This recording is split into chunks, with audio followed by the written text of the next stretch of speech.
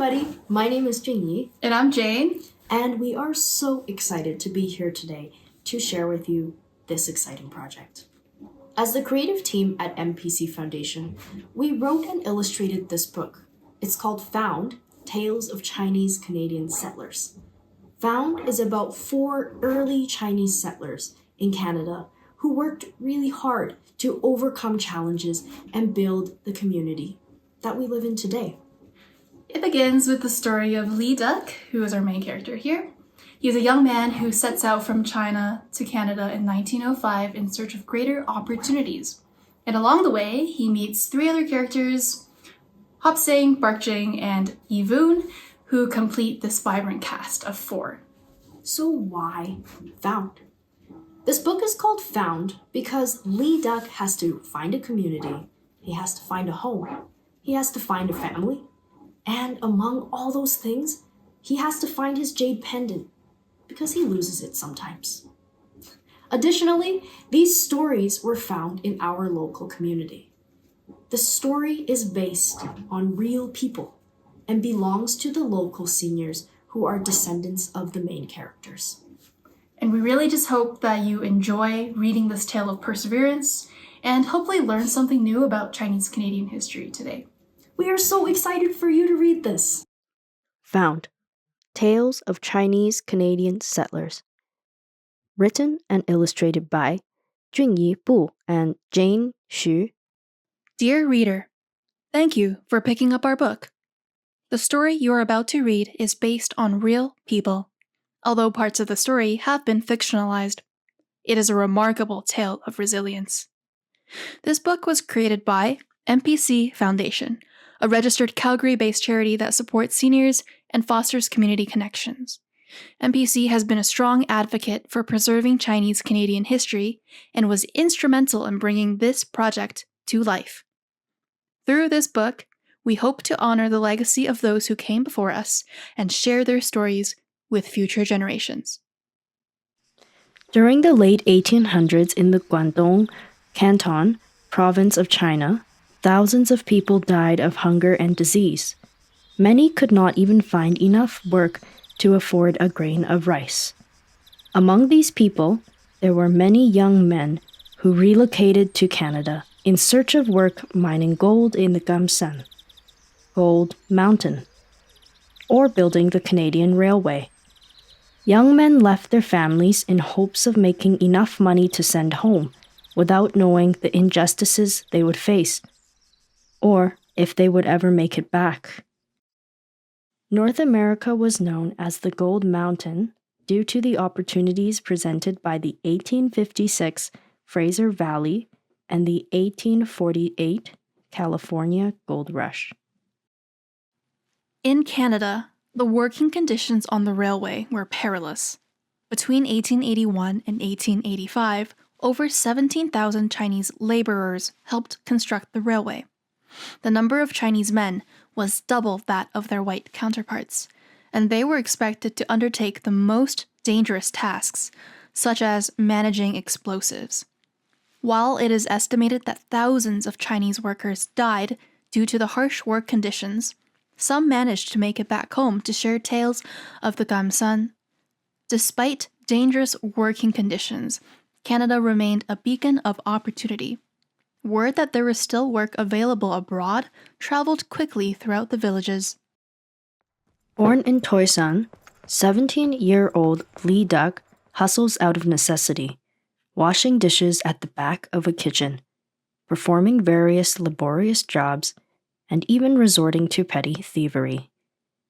When opportunity strikes, Lee Duck eagerly jumps at the opportunity to work in Canada. Inspired by tales of lucky returnees who have happily purchased land with their savings from their jobs at the railway.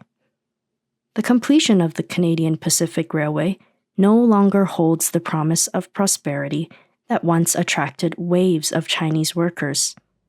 Still, there is work to be done, especially if you are willing to work hard. Carrying only a small sack of clothes and his jade pendant, Lee Duck boards the boat, driven with strong ambitions of working as a free man in a new country. Choppy waves carry the boat over the unforgiving Pacific Ocean. Months pass, and many travelers' high spirits fade as lives are lost to the relentless currents. Armed with a steel shovel and covered with soot, Lee Duck shovels coal on the steamer, a hard-earned ticket to his passage to Canada. Weighed down with a bone-deep ache and drenched with sweat from the roaring engine fire, Lee Duck disciplines himself to keep moving. Jade pendant. The Chinese believe that jade is a stone that brings good luck and protects the owner against evil spirits. I must keep going. I will make money to support myself and face any challenge that awaits me in Canada. 1905, Vancouver.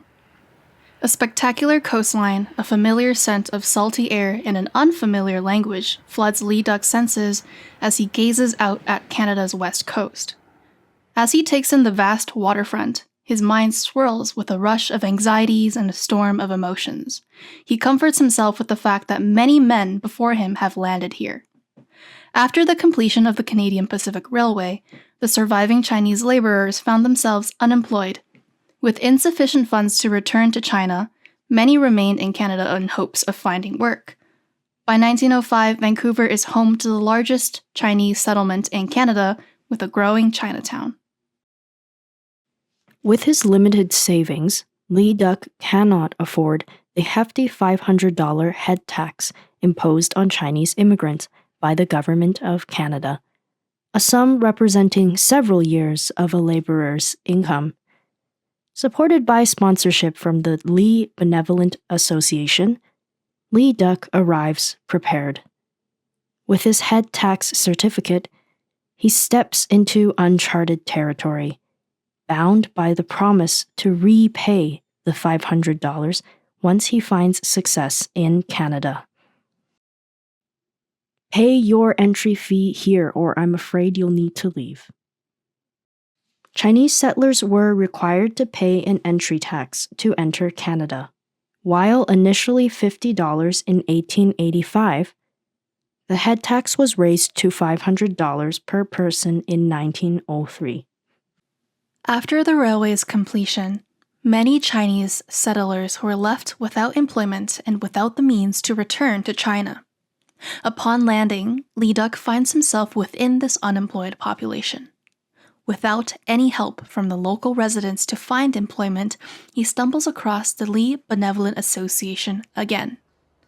The association secures him a job as a grease monkey, oiling the undercarriages at whistle stops on trains, traveling between Vancouver and Calgary.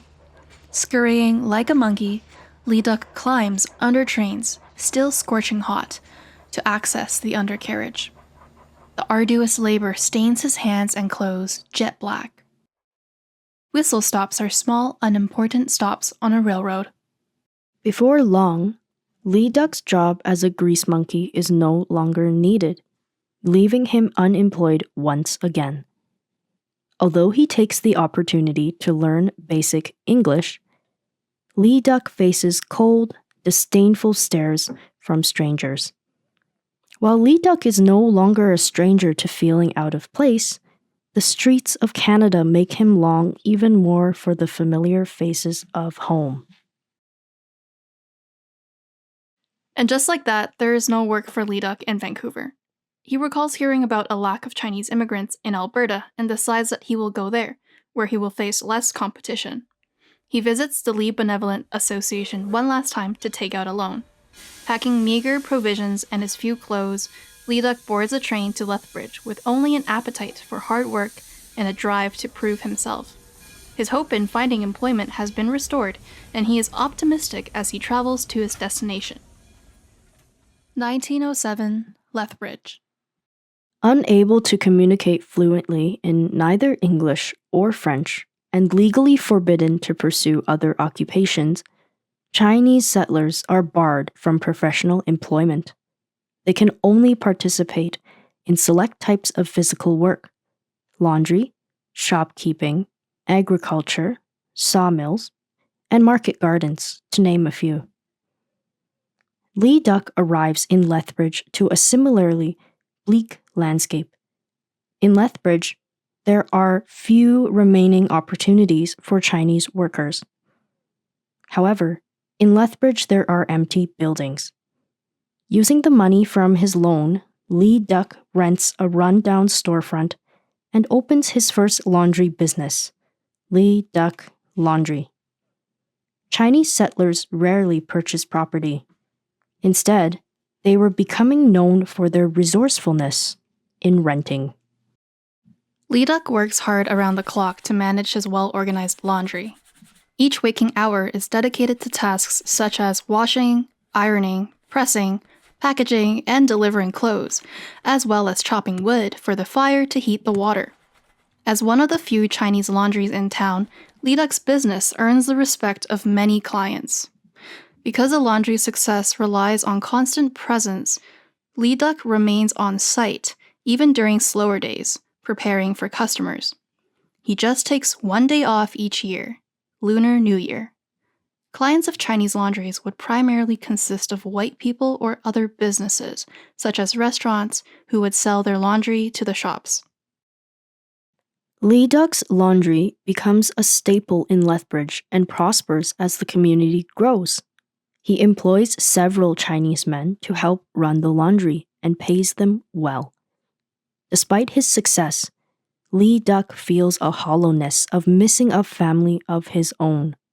Luckily, he finds companionship with a woman named Der Soon Yet, a servant working for a Vancouver merchant named Master Soon, who agrees to let the two get married.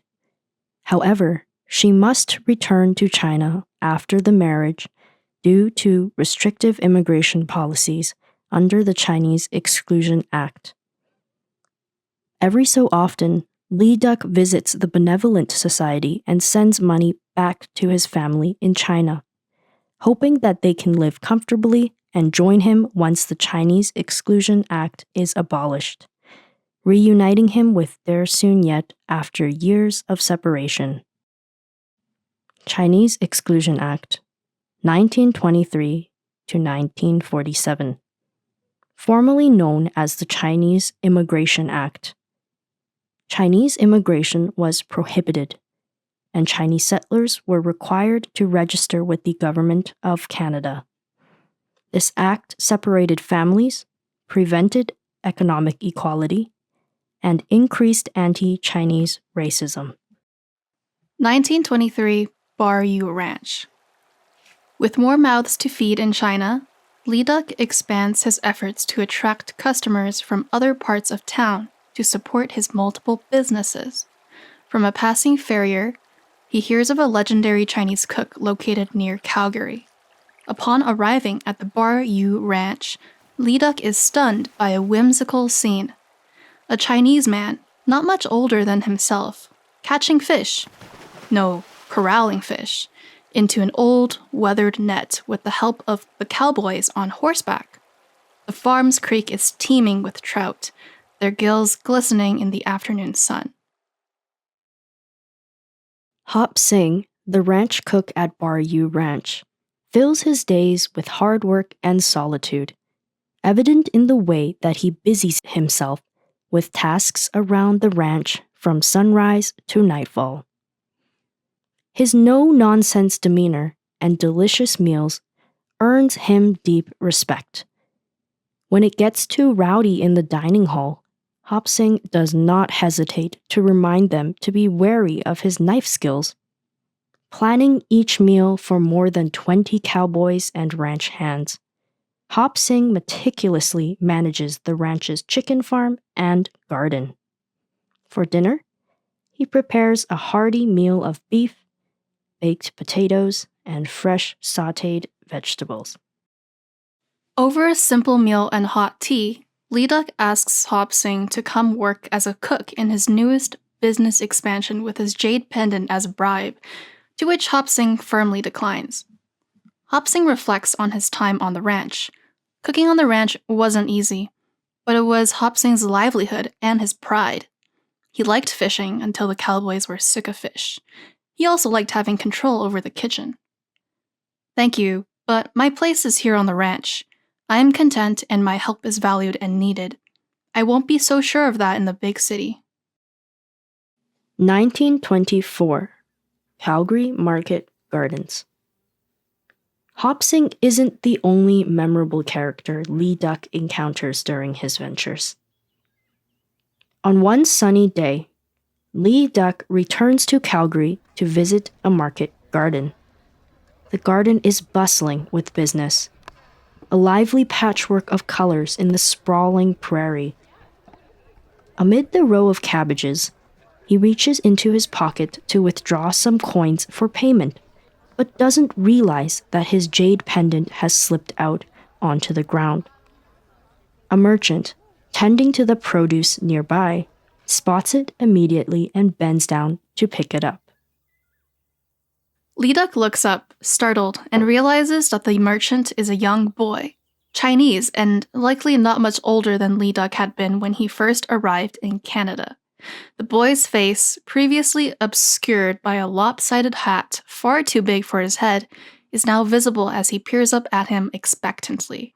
Surrounded by wooden bins overflowing with tender cabbages and a variety of fresh vegetables, the boy holds out the jade pendant in his dirt-streaked palms, cradling it delicately like a newborn kitten. Market Garden is a small urban farming operation, an example of early agriculture in the city. The boy hands Lee Duck the dropped pendant with a wide smile, eyes gleaming with curiosity and innocence. He reminds Lee Duck of his own journey to Canada decades ago, and he recognizes the familiar struggle in the young merchant's face. "Thank you. My name is Lee Duck. What is your name?" "I'm Bark Jing Wang. I work for a market garden here in Calgary. It hasn't been a great yield this year, but we do have cabbages for sale if you want something fresh for dinner." "That sounds like hard work. How do you like it here?" "It's pretty hard. This place isn't always friendly to me, but I love the sunshine." At age 15, Bark Jing survives by doing laborious work for others, such as working in local farms and cleaning cookhouses. He excitedly details his story to Lee Duck, as it is rare for him to have someone to chat with. The winters in Canada are long, the air is dry, and the sun is scorching in the summers. But Bark Jing's experience growing food in his farming village in China gave him an advantage in finding a job at the market gardens. When I was 13, I was sponsored by a wealthy family to come to Canada. I'm 15 now, and I just set out on my own. I traveled all over Alberta looking for work, but finally found a job tilling soil and sowing seeds in this market garden. Have you been there? We're right in the middle of Calgary. My boss is Chinese too. He treats me well, but I'll have to find a new job when the growing season ends. So I live here along the river. Earnings are not too great, but I'm lucky to have a job. The good thing is I get to be a bit more independent since no one really bothers me on the farm." Suddenly, a group of rowdy schoolboys in uniforms come running down the street, laughing boisterously as they charge forward and collide with Bark Jing. The ground is muddy and uneven, and Bark Jing, carrying a sack of produce, stumbles and falls into a large puddle. Locals are not always welcome to Chinese immigrants, who try their best to stay unnoticed. As Lee Duck helps Bark Jing get up, a Chinese woman hobbles towards them. Two young girls follow closely behind their mother like goslings. The woman takes one look at Bark Jing's soiled shirt and mutters to herself. "My name is Yivun Quan. I run a laundry with my kids. If you come down to the block, to my shop, I can get that clean for you." The laundry is small and cramped, filled with the bubbling of water and the steady swish of wet clothes. Every family activity happens in this single room that doubles as the workspace. Boon's children toss their school bags into a corner and begin working diligently after a long day at the Chinese-only school. The scent of soap and soot lingers in the air and clings to their sleeves, stirring as they walk through the laundry. In the dimly lit corner of the laundry, the three sit around a low wooden table with a simple kettle and 3 cups. Surrounded by the hanging clothes, they sip their tea in shared silence, bound by the quiet understanding of people shaped by hard work and survival. Softly, they exchange a few words about their daily work and struggles. Yvonne shares stories about her position of high status in China and how her marriage to a Chinese businessman secured her passage into Canada years before the Chinese Exclusion Act of 1923. Unfortunately, her husband has passed away since then. In a country where Chinese women are not allowed, she is a rare sight. She reflects on the painful years following her husband's death and the challenge of running the laundry with her children, even as her bound feet endure the strain. Despite the hardship, her dignity is preserved in this humble laundry, though her life is far different from the one she knew. Foot binding is a Chinese tradition where the bones in young girls' feet were continuously broken and reshaped to fit a 3 to 5 inch lotus shoe. This extremely painful custom was a status symbol and a beauty standard. After a brief visit, the 3 go their own ways to return to their lives. On his way home, Lee Duck smiles to himself as he remembers the faces he has encountered since living here. The independent and powerful Yvonne, who runs her own laundry. The resilient and open-minded Bark Jing, growing his legacy. And Hop Sing, the assertive ranch cook, whose cooking prowess is second to none. What a community! He recounts their stories in his head and wishes on the stars that they will find the success they deserve, and that their paths may one day cross again under brighter skies. As the years pass, Lee Duck's wish slowly comes true. In 1947, the Chinese Exclusion Act of 1923 is repealed, allowing the families of Chinese bachelors to join them.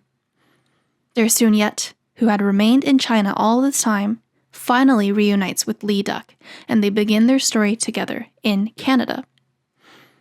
Though many attitudes towards Chinese settlers remain racist, the community continues growing despite the challenges. Through many failed harvests, rigorous days, and teeming festivals, the Chinese community perseveres. Regardless of public opinion, their established businesses become mainstays in Alberta. Each day brings new rhythms. Chinese children head to public schools alongside their white peers. Families prepare meals with freshly grown vegetables, and workers continue their trades. Hop Sing continues to manage the kitchen at the ranch with an iron fist and a kind heart. Bark Jing, now in Edmonton, establishes a market garden of his own. Along the Saskatchewan River, he grows a variety of vegetables, and cabbages remain his most plentiful crop. Yvonne marvels at her children and grandchildren, who have now grown up. Festivals like Lunar New Year bring everyone together, transforming their homes with vibrant red lanterns, festive decorations, and delicious food to be shared. Mahjong games stretch late into the night, filling the air with laughter and playful banter. And though Hop Sing has retired his butter-knife-throwing antics to quiet down the rowdy cowboys, he is often asked to show off his impressive speed at wrapping sweet dumplings, much to everyone's delight. Surrounded by his grandchildren, Lee Duck reflects back on his journey. Today is Qingming, a day where Chinese families pay respect to their ancestors. Grandpa, is this where you grew up? Yes, this is Toyson. What is this green rock thing? What was it like there? Did you have to walk far to school? Look at this photograph. Dad looks so small here. Hold on now, one at a time. Let me start from the beginning. Biographies. Lee Duck, Originally from Toi Sun County, Guangdong Province, Lee Duck arrived in Canada in 1905. He opened Lee Duck Laundry on 13th Street in North Lethbridge in 1907, which operated for 65 years. After Lee Duck retired, his sons Jimmy, Harvey, and Jack took over the family business. Hop Sing. Little is known about Hop Sing's journey to Canada, although it likely mirrored that of many other Chinese immigrants at the time. He joined the Bayou Ranch between 1902 and 1925 and retired in 1942. As head cook, he managed the kitchen with precision, preparing meals for over 20 men. The name Hop Sing was often used by non-Chinese to describe Chinese individuals. His actual name is unknown. Hop Sing regularly met with other Chinese ranch cooks at the Dark Coon Club in Calgary. Yi Voon Kwong. Originally from Revelstoke, Yi Voon was among the few Chinese women in Canada before the head tax. She married Wong Kwong, who arrived from Toi Sun in 1897 to work on the railway, and together they ran a general store. After Wong Kwong's death in 1932, Yi Voon opened a laundry business that she managed with the help of her 9 children. Known for her kindness, she supported fellow Chinese immigrants and was a strong yet quiet leader who loved the outdoors. Bark Jing Wang. Bark Jing came to Canada in 1921 at the age of 13, sponsored by a merchant family with 8 children. Despite not knowing English, he quickly learned to fend for himself. By 1924, he worked as a child laborer in Alberta, doing unskilled tasks in restaurants, mining camps, and market gardens. Familiar with crop growing, he later started his own market garden in Edmonton. He frequently visited Chinatown to buy seeds, fruits, and play mahjong. Poor crop yields and harsh weather often tested his resilience. This project was made possible through the Chinese Immigration Act grant from the City of Calgary and the Community Initiatives Program from the Government of Alberta.